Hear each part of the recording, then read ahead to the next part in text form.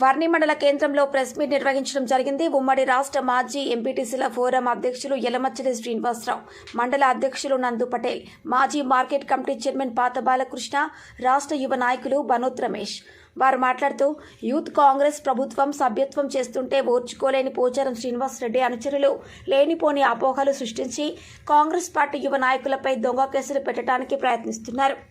అందరూ కాంగ్రెస్ పార్టీ సభ్యత్వం చేసేది కాంగ్రెస్ పార్టీ బలోపేతానికేనని తెలియజేశారు. కార్యకర్తలకు ఎటువంటి ఇబ్బంది తలపెట్టినా సహించేది లేదని హెచ్చరించారు. 40 సంవత్సరాలుగా కష్ట నష్టాలకు ఓర్చి అప్పటి అధికార పార్టీలో ఉన్నటువంటి ఇదే పోచారం శ్రీనివాసరెడ్డి ఎన్ని భయభ్రాంతులకు గురి చేసినా పార్టీలు మారకుండా కాంగ్రెస్ పార్టీ విజయానికి కృషి చేయడం జరిగింది. ఎంపీ ఎలక్షన్లో ఇదే పోచారం శ్రీనివాసరెడ్డి టీఆర్ఎస్ ఎంపీ అభ్యర్థి తరఫున ప్రచారం చేసి బీజేపీ పార్టీకి ఓట్లు వేయించడం జరిగింది. మాజీ శాసనసభ్యులు ఏనుగు రవీందర్ రెడ్డి కృషితో జహీరాబాద్ ఎంపీ సురేష్ కుమార్ షెట్కర్ని బాన్స్వాడ నియోజకవర్గం తరఫు నుంచి 9,000 మెజార్టీ ఇవ్వడం జరిగింది. ఎంపీ ఎలక్షన్ తర్వాత జాయిన్ అయిన పోచారం శ్రీనివాసరెడ్డి అదే పాత పద్ధతిలో కార్యకర్తలపై కేసులు పెట్టడం తీవ్రంగా ఖండించారు. వారి వైఖరి మార్చుకోకపోతే తీవ్రమైన పరిణామాలు ఎదుర్కోవాల్సి వస్తుందని తెలియజేశారు. మరియు ఎంపీ ఎలక్షన్లో భాగంగా ఇచ్చిన హామీ ప్రకారం జిల్లా ఇన్ఛార్జ్ మినిస్టర్ కేటాయించినటువంటి ప్రొసీడింగ్ను క్యాన్సిల్ చేయడం వారి హోదాకు తగదని తెలియచేయడం జరిగింది. కేవలం నియోజకవర్గ అభివృద్ధి కోసం మాత్రమే చెప్పుకునే పోచారం శ్రీనివాసరెడ్డి నీచ రాజకీయాలు చేయడం సిగ్గుచేటని తెలియజేశారు.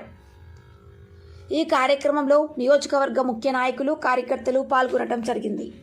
పార్టీ బాన్స్వాడ నియోజకవర్గంలో మెజారిటీ ఓట్లు తెచ్చుకుని పార్లమెంట్ గెలవడానికి మేము దోహదపడేటువంటి ప్రధాన లక్ష్యంతో పనిచేసి మరి అసెంబ్లీ ఎన్నికల్లో రవీందర్ రెడ్డి గారు 23,500 ఓట్లతో ఓడిపోయినప్పటికీ ఆ 23,500 భర్తీ చేసి మళ్ళీ 10,000 ఓట్ల మెజార్టీని తెచ్చి పార్లమెంటు స్థానం, జహీరాబాద్ పార్లమెంటు స్థానం సురేష్ షెట్కర్ గెలుపుకు మేము ప్రత్యేకంగా కష్టపడి పనిచేసినటువంటి సందర్భాన్ని వాళ్ళు మేము ప్రత్యేకంగా చెప్తాము.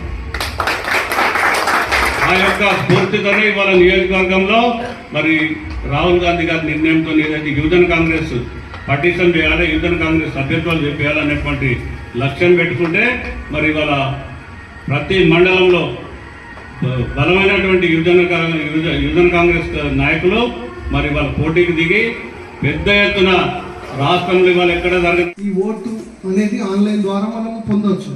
ఈ ఓటింగ్లో మనము లాస్ట్ టైం మాకు ఆధార్ సిస్టమ్ ఉంది, ఈసారి ఓటర్ ఐడి ఉంది. ఎవరైతే ఇంటింటికి వెళ్ళి వాళ్ళ ఓటర్ ఐడి కార్డు తీసుకొని వాళ్ళ యొక్క ఫోటోలు అప్లోడ్ చేస్తూ ఆ మెంబర్షిప్ని చేర్చుకోవడం జరుగుతుంది. ఆ మెంబర్షిప్ ద్వారా ఏమైందంటే వితిన్ 1 మంత్ పీరియడ్ ఉంది, ఆగస్టు 14 టు సెప్టెంబర్ 14 వరకు ఈ ఎలక్షన్స్ గడువు ఉంది. ఈ లోపు ఈ ఎన్నికల ప్రక్రియ పూర్తిగా ముగుస్తుంది. సో ఈ ఎన్నికల్లో భాగంగా మండల్, తర్వాత వచ్చేసి నియోజకవర్గం, తర్వాత జిల్లా, తర్వాత వచ్చేసి రాష్ట్ర స్థాయి మరి ఇలా సోదరులు రమేష్ గారు చెప్పినట్టు, నందు గారు చెప్పినట్టు ఇది యూత్ కాంగ్రెస్ ఎలక్షన్స్ అంటే ఇవి ఎలక్షన్స్ కావు.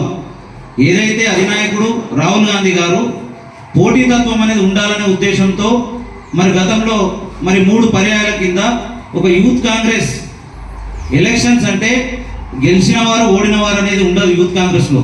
మరి ఎవరైతే ఎక్కువ సభ్యత్వాలు చేస్తారో వాళ్ళ అధ్యక్షునిగా, మరి తక్కువ సభ్యత్వాలు ఎవరైతే చేస్తారో వాళ్ళు వైస్ ప్రెసిడెంట్గా, మరి జనరల్ సెక్రటరీగా అకామిడేట్ చేయడం ఉంటుంది. కానీ ఓటమి గెలుపు అనేది యూత్ కాంగ్రెస్లో ఉండదు.